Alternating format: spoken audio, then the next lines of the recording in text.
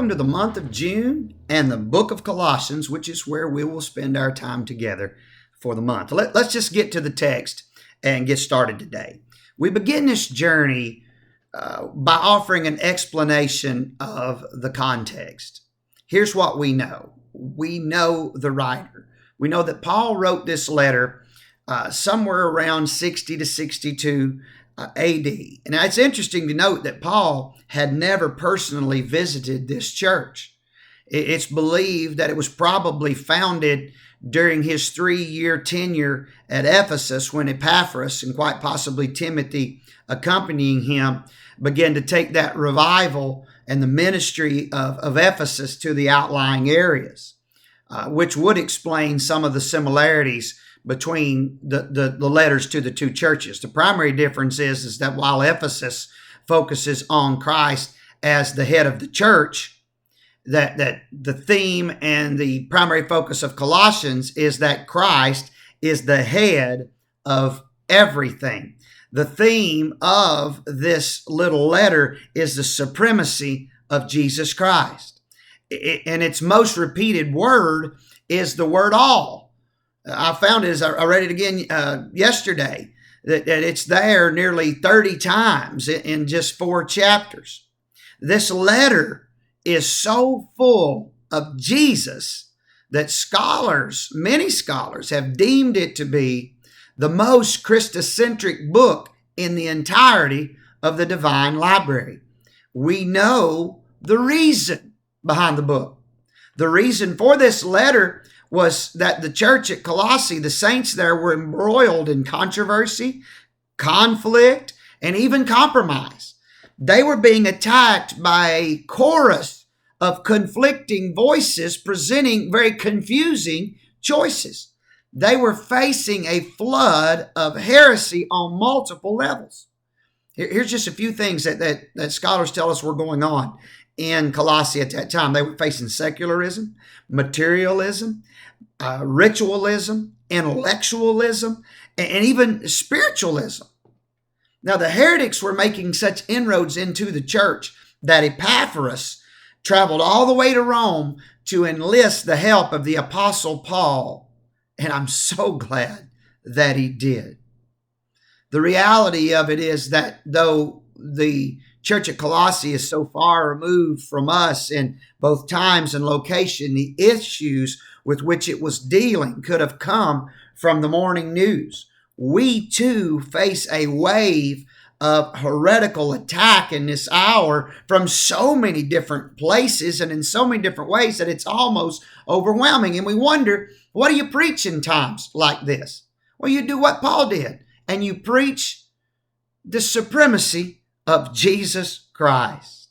That brings us to verse 18, the last part, which sets the tone for the entire book. And he is the head of the body of the church, who is the beginning, the firstborn from the dead, that in all things he might have the preeminence. That's what I want to talk to us about today. The preeminence of Christ, the supremacy of Jesus Christ. And once again, time has become my bitter enemy. So I want to leave the explanation and just focus on this illustration of Christ. And I don't have time to expound or even explain the depth of this subject. So once again, I'm going to leave you with the highlights and let you explore them at your leisure. The first thing I want to point out from this illustration is the supremacy of the plan of Christ. Look at verse 13, who hath delivered us from the power of darkness and hath translated us into the kingdom of his dear Son, in whom we have redemption through his blood, even the forgiveness of sins. What a plan. There is not another world religion. There's not another heretical group that offers a plan anything like this. In Jesus Christ, we have been rescued. We have been relocated. We have been redeemed, and we have been restored. There's nothing like it. And then there's the supremacy of the person of Christ. Verse 15, who is the image of the invisible God. I don't have time to get into all that. The firstborn of every creature. I do need to stop right here because so many of these heretical groups, the Jehovah's Witnesses, the Mormons, they say this proves that Christ was created. He's a lesser entity than God. He's the firstborn. Well, that word firstborn here doesn't mean in birth order. It means that it's preeminence. Of all that's been born, he is preeminent. He's ahead. He's the first of everyone that's been born. Verse 18 says the same thing. He's the firstborn of the dead. And we know that Christ was not the first person ever resurrected from the dead. But of all those who have been resurrected, he is at the top. He's preeminent over all that have been born. He's preeminent over all that have been resurrected. Verse 19 said, it pleased the Father that in him should all fullness dwell. Chapter 2 in verse 9 says, for in him dwelleth all the fullness of the Godhead bodily. In Jesus Christ is the sum total of all divine attributes. And this is where nearly every heresy gets its start, with a wrong view of Jesus Christ. Oh, it pains me to leave that, but I need to look at the supremacy of the power of Christ. Verse 16, for by him were all things created that are in heaven and that are in earth, visible and invisible. The Gnostics taught that God wasn't a creator because there were bad things and God was good, so he couldn't have created. Everything had to be created by a lesser entity. And Paul is refuting that by saying Christ created it all. Whether they be thrones or dominions or principalities or powers, all things were created by him and for him, and he is before all things, and by him all things consist. Jesus Christ is the maker, the master, the maintainer, and the very mission of creation. Then there's the supremacy of the position of Christ, which brings us back to verse 18. He is the head of the body, the church, who is the beginning, the firstborn from the dead, preeminent above all, that in all things he might have the preeminence. Church, if we put Christ in the right place, the right things always happen. And then there's the supremacy of the purpose of Christ. It's reconciliation. Verse 20, and having made peace through the blood of his cross, by him to reconcile all things to himself. By him, I say, whether they be things in earth or things in heaven, and you that were sometime alienated and enemies in your mind by wicked works, yet now hath he reconciled in the body of his flesh through death, to present you wholly unblameable and unreprovable in his sight. Lastly, we leave the explanation and that illustration to close with an exhortation to the church. Verse 23, if you continue in the faith, grounded and settled. This is what we got to do. Continue in the faith, grounded and settled, and be not moved away from the hope of the gospel, which ye have heard, which was preached to every creature which is under heaven, whereof Paul am made a minister. Rooted and grounded and settled. Don't let anything move you away from this hope.